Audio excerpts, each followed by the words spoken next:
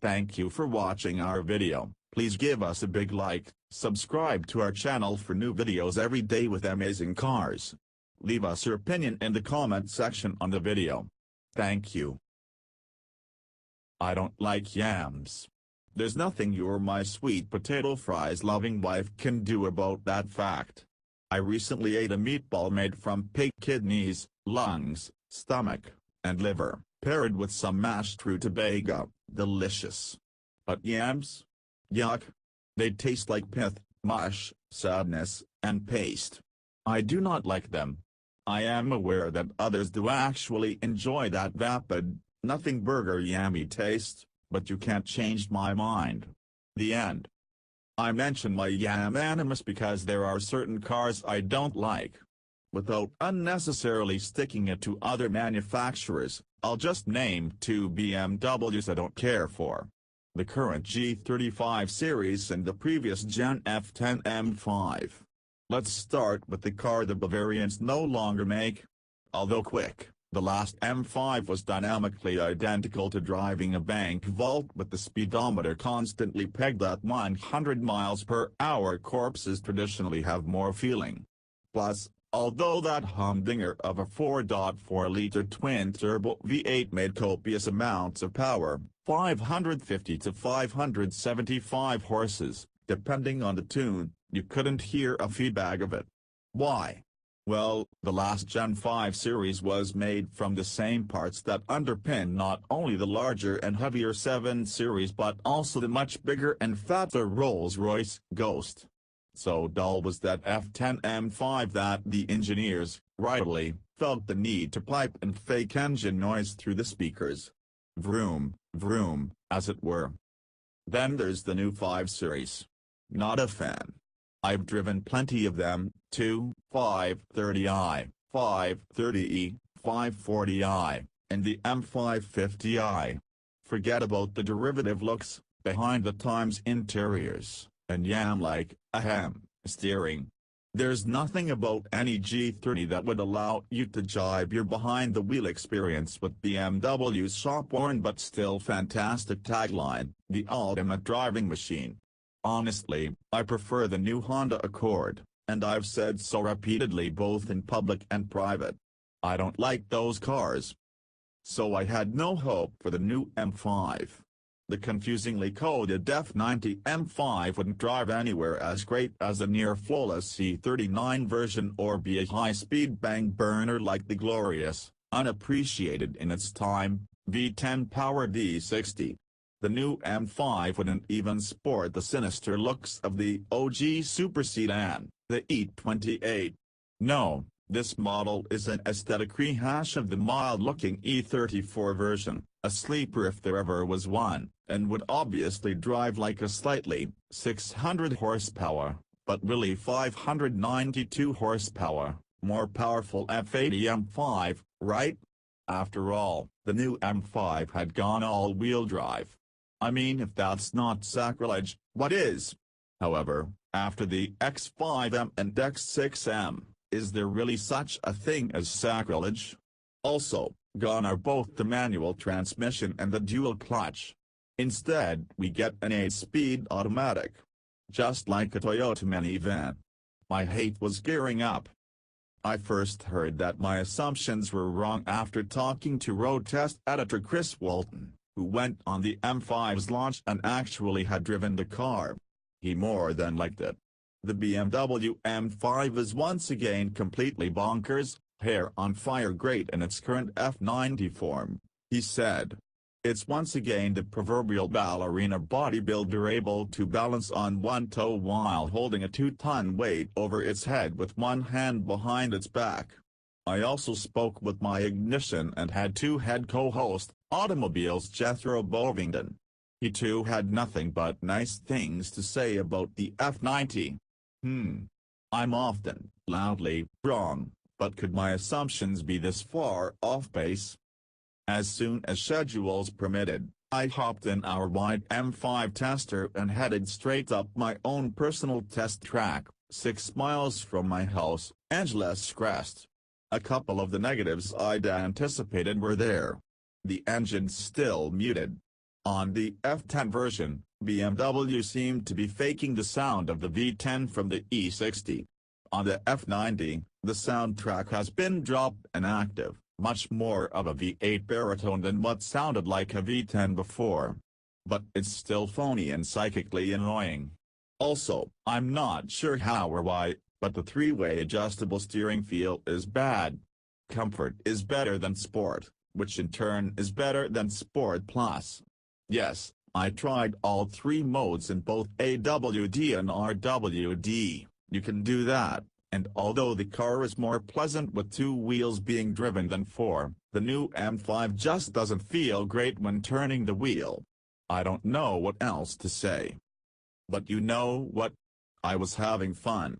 Unlike the numb super sedan that came before, the new M5's chassis was playful. The car enjoyed being in corners. Huge props and credit to M boys and girls for adding the massive AWD but lowering the vehicle's overall weight, 4,268 pounds versus 4,369 for the previous generation. So you know, the E60 iteration clocked in at 4,107 pounds. Back to the driving experience, not only was there something confidence-inspiring about the way the M5 ate up one of the world's better public highways, but there was something pleasantly familiar, as well. I'm doing you, dear enthusiast reader, a disservice if I type another sentence without mentioning the new M5's performance. I'd ask if you're sitting down, but you might as well be standing on your head. 0 to 60 miles per hour happens in 3.0 seconds. Yes, 3 seconds flat to 60 miles per hour McLaren 675 LT. 0 to 60 miles per hour in 3.0 seconds. Acura NSX. 3.1 seconds. More important, the 603 horsepower Mercedes-AMG E63 S4MATIC Plus takes 3.2 seconds to hit 60 miles per hour. The 605 horsepower Audi RS7 does 3.3 seconds, and the 640 horsepower Cadillac CTS-V needs 3.8. If you want to get to 60 miles per hour quicker in a four-door vehicle, call Tesla, as the instant-to-work Model S P100D Ludicrous Plus is our all-time champ at 2.3 seconds. The M5 is real quick. This fact is further borne out down the quarter mile.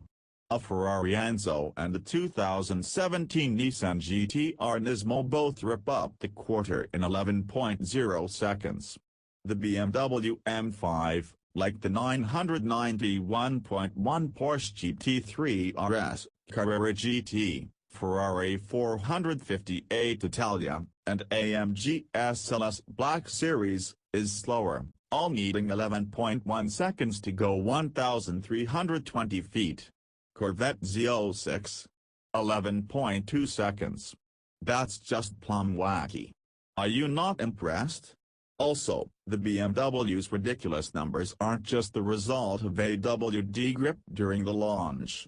The four-door's 126.7 mph top speed is just 0.3 miles per hour behind the 3,550-pound Z06.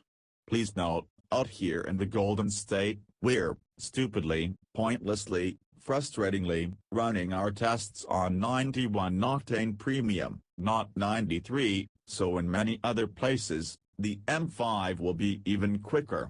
As for the direct competition, the AMG E63S, more than 300 pounds heavier at 4,581, comes closest, doing 11.3 at 124.2 miles per hour. The Audi RS7 takes 11.5 seconds at 120.4 miles per hour, and the RWD-only Caddy CTS-V brings up the rear, doing the quarter in 11.9 at 122.0 miles per hour. Your takeaway: this new M5 is an accelerative monster. She handles great, too. In our Figure 8 testing, the M5 put down a 23.3 second lap. That's extraordinary. That's 1.1 seconds off of the Lamborghini Huracan Performant with triple sticky tires and 0.9 seconds behind the alien technology-infused McLaren 720S.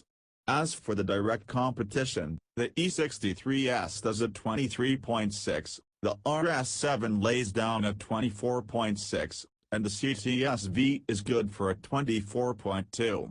For just a little more perspective, the lightweight track day special BMW M4 GTS also does a 23.3 second lap, as do the Shelby GT350R and the Corvette Grand Sport. Crazy plus amazing equals cramazing. The Mercedes-AMG GTS, our former best driver's car, needs 23.4 seconds. Oh, and let's not forget braking. The M5 needs just 97 feet to stop from 60 miles per hour, whereas the E63S requires 116 feet, the Audi RS7 needs 105 feet, and the Cadillac uses 99 feet. What a beast. I spent a week with the 6th generation F90 M5, and every day I drove it, I enjoyed it more and more. Especially once I figured out how to turn off the front wheels with a double click of my right thumb. You can configure either M button to run the car in RWD mode. Press once to engage, twice to confirm.